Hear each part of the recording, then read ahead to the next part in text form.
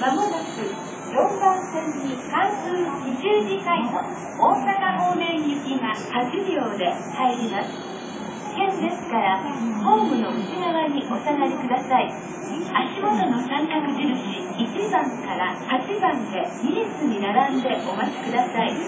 この電車は途中三国ヶ丘、堺市、天王寺、新今村、弁天町、西九条、大阪から先は各駅に停まります。4番線に電車が到着します。ご注意ください。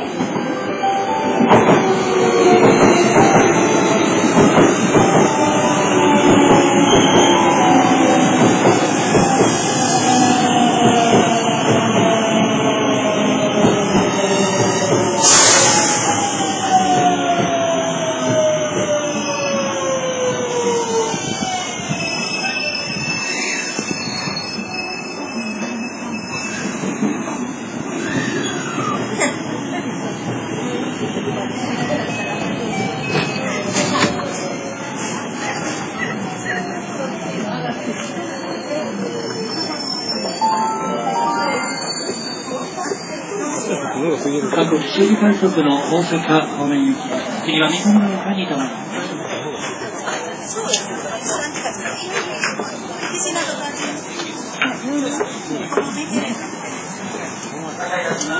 停